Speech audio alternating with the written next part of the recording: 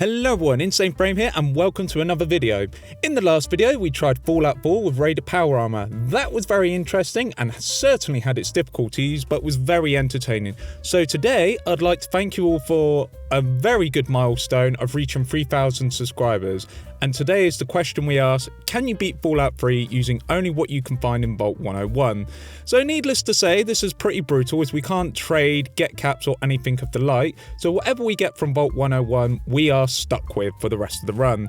I definitely think this is doable, but police batons and a baseball bat won't really cut it, especially for enemies in decent armor, and lack of caps and trading will be very difficult to adapt to but not impossible. So with that, let's explain the rules. We can only use what's in Vault 101 for our equipment. Trading with merchants is definitely not allowed, and no glitches or exploits, no cheating or modding, and we're going to be playing on normal difficulty. We begin by being born into the Fallout world. We get to choose to be a boy or a girl. We choose to be a boy. Then we get to name our character. We go for Ness. If you know the reference, you are amazing. Our dad delivers us from our mother. Never thought I'd be saying that in a video, but here we are. Our dad then leaves us in our room when we're a toddler and we get to escape and decide our special stats. It's been a very long time since I played Fallout 3, but I remember luck being very good as it increases your crit rate to do critical strikes. So I forego charisma and we have 6 strength, 3 perception, 7 endurance, 1 charisma, 9 intelligence, 5 agility and 9 luck. This should do very nicely. We then have our 10th birthday party, get a Pip-Boy, have a robot cut a cake for us, and our father sets up a shooting range letting us use a BB gun. We're 16 now and we take a bobblehead, increasing our medical skill by 10. Not that it's much use, as Stimpaks will be gold dust for us in this run. But it's something. We take our test, the GOAT, meaning General Occupation Aptitude Test, which assigns us our role in Vault 101. At the age of 16, it is a bit too real, but still. We finish the test and get our role, which is a Pip-Boy program, which is actually pretty accurate to real life. Todd, you're actually scaring me a little here, Todd. But once that fiasco is over, we get to decide our stats. These numbers on screen represent how good our character is at their chosen skills. 0 is really bad, 100 is the maximum you can get and is the best of the best. We can tag up to 3 skills to raise the score by 15 points, which is actually a big deal for us. So we opt for melee weapons, repair and sneak. Not sure how relevant they'll be, but they're a pretty safe bet. It's 3 years later and we're 19 years old, and Amata wakes us up saying our dad has left the vault and Jonas's assistant is dead. We get the overseer's keys from her along with a 10mm pistol, which is definitely something we can use for sure. This part of the game is probably the most important part of the run. Anything we get now is what we're stuck with for the rest of the game. So we grab everything on the table, the BB gun, the bat and our red hat. Officer Kendall is beaten, so we take his armor and baton. Butch then gives us a head up to save his mother from radroaches. We are given his tunnel snake's jacket, which is awesome if I remember correctly. Some security guards also meet their fate and their armor's probably okay and as good as we're going to get, so we take it. We save Amata and let her dad live after he was torturing his daughter. I forgot how dark the earlier Fallout games were, but fair play for going there, game. Once we're done with the overseer's office, we use the secret tunnel to get to the entrance of the vault, and we beat 2 more guards, go into the back rooms to do one last looting session, as this is pretty much it. We exit Vault 101 and we get a prompt to want to change anything, and we are as good as we're gonna get. After exiting the vault, it actually takes me back a bit because it's been so many years since I've seen this game. It's really different yet similar to what I remember. Such a strange feeling. Anyway, we level up putting points into melee and sneak, and in this game you get a perk every level, unlike New Vegas, which is every other level. So we go for Little Leaguer, which nets us 5 points in melee, weapon skill and explosive skill. I remember Rivet City being very far away, so we begin making our way there, as I'm pretty sure Dr. Madison Lee is there, and then we get a kid called Brian approach us. He wants us to check up on his house, and I'm afraid it's bad news, as fire ants have tortured his home and his parents. We go into the shack next door and get an audio log so we can investigate it, and if memory serves correctly, we need to go to Marigold train station, which is underground. The fire ants hurt a lot there, but as long as we get close, we can make them endlessly turn in circles whilst beating them down. We also get a level up, putting points into melee and sneak. For our perk, we go for intense training to give us +1 luck, raising our luck to 10, which improves our critical strikes across the board. We find Dr. Lecter, who explains the ants are out of control, and due to him messing up, he wants us to help him out, so we agree. We are tasked with killing even bigger ants guarding the Queen, and it's actually fairly difficult, but after a fair few tries, we manage the task and complete it. We report back to Dr. Lecter, who lets us choose +1 perception or +1 strength. So we go for the ant might, gaining us +1 strength and being 25% resistant to fire. Nice. We go back to Brian to update him on what's happening. He says he has a cousin on board a boat called Rivet City, which is where we're going. We have to sleep to restore our HP, which I think is the only reliable way we're going to get our HP back in this run. The city roads aren't too kind to us as the raiders try their luck with us, including one with an assault rifle, which hurts an awful lot, but we do manage to beat him. We get to Rivet City, it's really cool, even has a drawbridge just like I remember. Harkness, who is a synth, also greets us in a somewhat hostile manner. Anywho, we're allowed on the boat, we go straight to the laboratory, grab the intelligence bobblehead, so we've got 10 intelligence, which is awesome. We speak to Dr. Zimmer and he wants his synth found. Then we meet Dr. Madison Lee, who some of you might remember from Fallout 4. She says about our dad and Project Purity, saying he went somewhere to get something. Honestly, I wasn't paying attention to this bit, but we have a nap, spend 20 minutes locating this lady, who's Brian's cousin, asking her if she'll take him in, to which she says yes, hooray. We go back to trying to collect this rogue synth and go to Dr. Preston, who gives us a holotape. We then find a couple more holotapes and this lady rudely barges in, asking us lots of questions, demanding answers. Kind of reminds me of a certain railroad leader who doesn't mind her manners.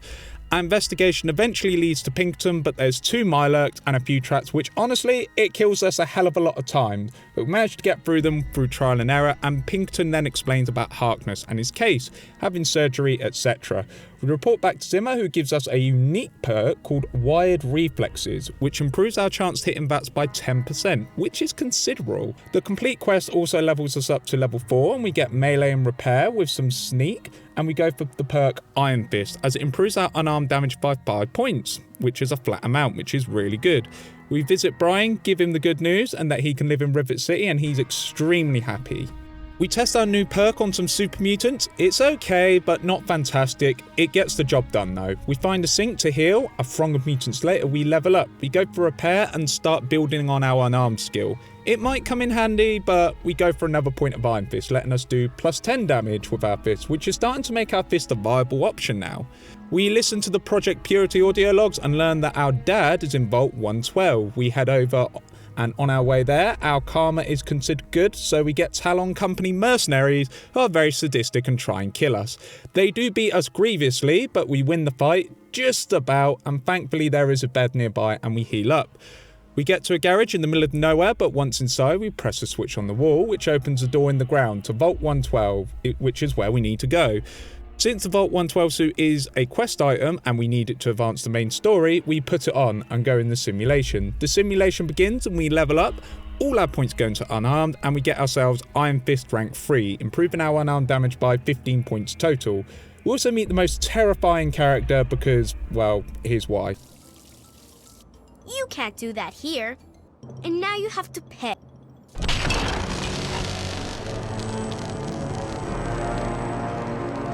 A hysterical lady, clearly in shock, comes up to us and says we need to find the failsafe in the abandoned house.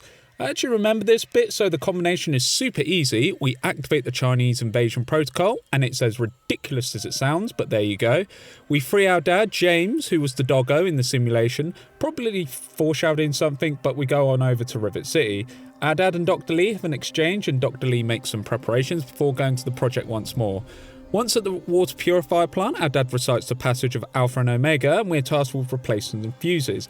Thanks to earlier, it's barely an inconvenience, and once the mainframe is rebooted, we have to go down a pipe and clear the blockage by turning a valve. But then some unwelcome guests show up. The Enclave are here. If you don't know who the Enclave are, they are the remnants of the US government in the Fallout series. They are basically the Brotherhood of Steel with arguably better technology and very loose moral code, which is not good for us. We test out our Iron Fist perk on the Enclave soldier. It's pretty good and works out great. Colonel Autumn makes his appearance and shoots someone, so yep, he's definitely the villain. Dr. Lee lets us know of an escape tunnel and leads the way. The escape tunnel isn't too bad. Dr. Lee says one of the civilians has had a heart condition and puts everyone's lives in danger because of it. Then because they flee, we can't actually give our medical supplies to them. So we carry on, get a critical hit on one of the Enclave soldiers and deal with the other Enclave soldier. This is why luck is overpowered.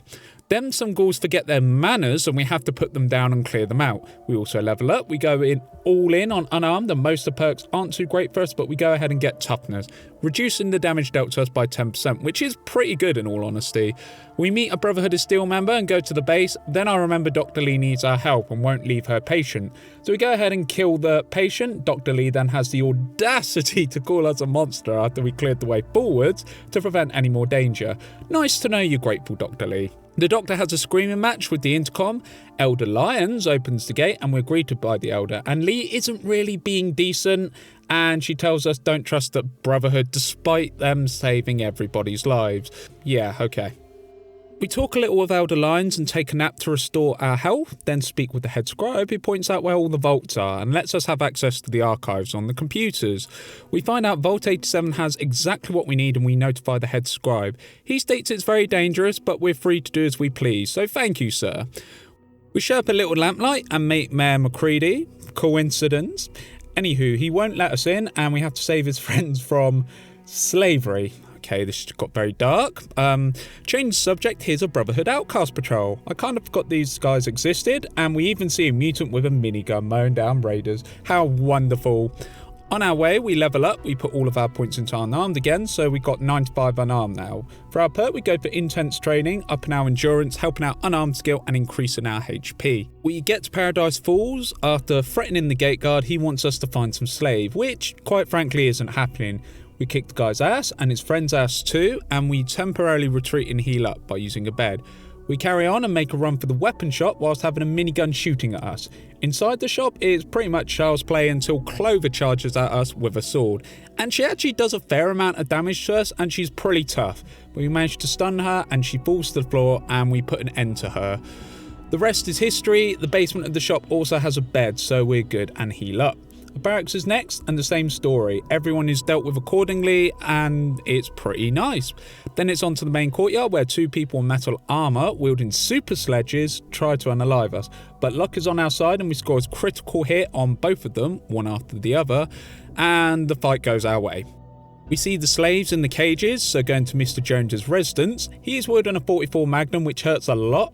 We deal with his other lady friend Crimson, who's much easier than Clover, whilst Mr. Jones is paralysed on the floor. When he's up, we finish him off, and not gonna lie, that felt really, really good. Very satisfying, end him rightly. Get his keys and let everyone out from the pens free. Once outside, we talk with the kids who heads back to Little Lamplight and we level up on the way. We get 100 unarmed, which is the absolute maximum, and put the rest of our points into speech. Since a lot of perks aren't very useful to us, we go for Bloody Mess, upping our damage by 5%. Not great, but it counts for something. We speak to Mayor McCready and he lets us in the caverns. We also find tales of a Junktown jerky vendor. It just never escapes us, even in a different game, but sadly we can't loot it, as per the rules. We eventually get to Vault 87 and death litters the halls. We deal with lots of super mutants and get another level up, putting points into speech and taking the here and now perk, granting us another level up, allowing more points into speech, as well as getting the finesse perk, allowing our attacks to score critical hits more often, the equivalent of +5 luck. Further into the vault, we see a super mutant named Forks who is friendly. He says he's highly resistant to radiation, and if we let him out, he's going to help us get the invention that we need called the Gek. It's highly radioactive where the Gek is, and we pull the fire alarm from a console and everyone is released, including a pipe-wielding maniac where I don't know where he gets those ideas from honestly, but there you go. Forks is happy that he's released and is true to his word and retrieves the Gek for us, which is absolutely awesome. As we leave, guess who shows up since it's getting darker outside? That's right, Colonel Autumn. He kidnaps us and takes us to the Enclave facility. It's actually pretty smart on his part, however, once he interrogates us, we tell him to F off. And then the Enclave president wishes to see us. We get a free pass for about 5 minutes until Colonel Autumn orders the Enclave to shoot us on sight. Well, that's also a very smart move on his part as well. Well done, Autumn. But it's getting dark outside and your soldiers better say goodnight. Okay, that was terrible and I'm sorry. We take a lot of Enclave forces and then curiously 2 sentry bots open fire on Enclave soldiers. We get to meet the president, who is a computer, which makes a lot of sense. However, he wants us to use the Project Purity to kill all mutated life at the cost of clean drinking water. We then outsmart him and use logic to break the computer so it shuts itself down by initiating a self-destruct sequence. We have to take the virus and leave, however, and the Enclave try to stop us at every turn and it's utter chaos. A missile launcher hits us and we're pretty much at death's door until Fork shows up outside, clearing house against the Enclave. He saves us, we recruit him immediately, however I dismiss him as I don't want to be mean to him, but he is an absolutely amazing follower. We go to bed and then heal and go to the Citadel where a meeting is taking place. The Brotherhood are amassed and Elder Lion speaks to us. We decide to hand in the FEV virus as he says he'll dispose of it correctly, and since it's Enclave technology, we can trust him. His daughter, Sentinel Lions, makes us an honorary member of her chapter, which is also amazing, so we're allowed to join in with the Strike Force. She offers us some armour, however, as per the rules, we have to refuse. Liberty Prime Mark 1 is activated, ready for battle, and we level up as it goes up the lift. We go for the Life Giver perk, giving us plus 30 HP, which will help with our survival, which is actually starting to become a problem.